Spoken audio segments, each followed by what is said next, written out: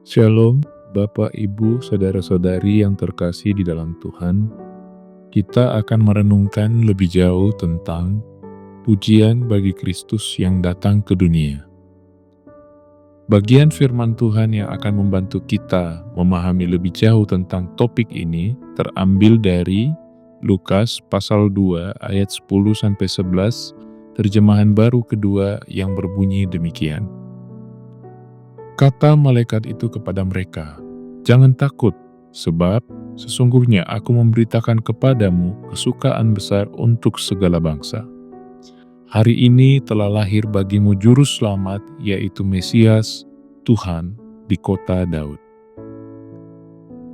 Bapak, Ibu, Saudara-saudari yang terkasih di dalam Tuhan, pernahkah kita menyalakan televisi atau mendengarkan percakapan orang di warung kopi? Apa yang sering kita dengar? Sebagian besar adalah kabar buruk.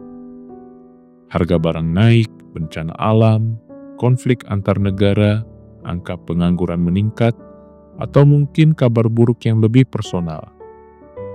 Hasil cek kesehatan yang mengecewakan, atau keretakan dalam rumah tangga. Dunia ini seolah-olah adalah pabrik yang memproduksi kecemasan. Kita sering hidup dalam posisi siaga, takut mendengar berita buruk berikutnya. Hati kita menjadi lelah dan was-was. Mari kita kembali ke padang Efrata. Para gembala saat itu adalah kelompok yang terpinggirkan, kasar, dan sering dianggap tidak berharga. Ketika malaikat muncul dengan kemuliaan Tuhan, reaksi pertama mereka adalah sangat ketakutan.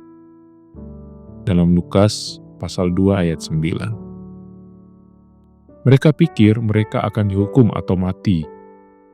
Tapi dengarkan kata pertama malaikat, "Jangan takut." Mengapa?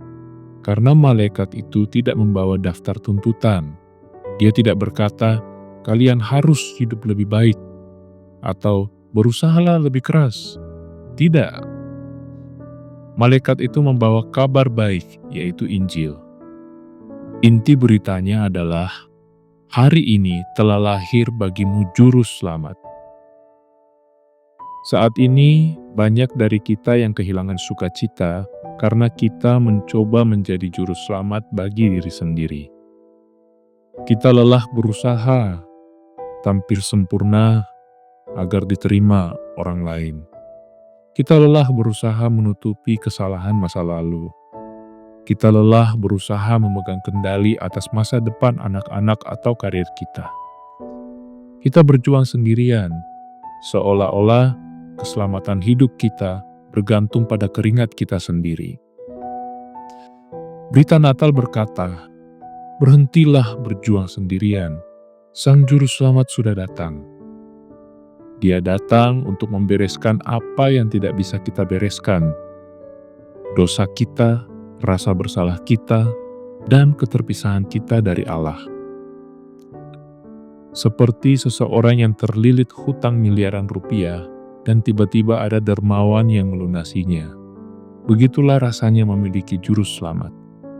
Kita bisa bernafas lega, kita bisa tidur nyenyak, bukan karena masalah hidup hilang, tapi karena kita tahu hidup kita sudah dijamin oleh Sang Penyelamat. Kabar baik ini bukan untuk orang yang merasa dirinya hebat, tapi untuk para gembala, orang-orang biasa yang lelah, yang takut, dan yang sadar bahwa mereka butuh pertolongan. Pertanyaan untuk kita renungkan bersama. Ketika kita mendengar kata Injil atau kabar baik, apakah kita masih merasakannya sebagai berita gembira yang melegakan hati, atau hanya sekedar istilah agama yang sudah biasa kita dengarkan? Mari kita berdoa.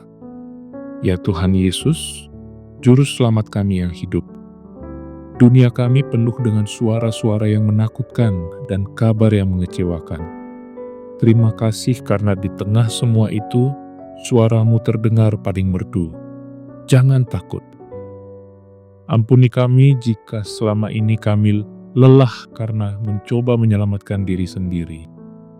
Kami mencoba mengatur hidup kami dengan kekuatan kami yang terbatas. Hari ini, kami mau melepaskan beban itu. Kami menerima Engkau kembali sebagai satu-satunya juru selamat kami. Terima kasih karena Engkau telah datang untuk mengangkat beban dosa dan kekhawatiran kami. Penuhilah hati kami dengan sukacita besar, sukacita orang yang telah diselamatkan. Jadikanlah hidup kami pembawa kabar baik bagi orang-orang di sekitar kami yang sedang putus asa. Di dalam nama Yesus, Sang Juru Selamat, kami berdoa. Amin. Demikianlah renungan kita bersama pada hari ini. Kiranya kita boleh terus bertumbuh setiap hari di dalam Tuhan.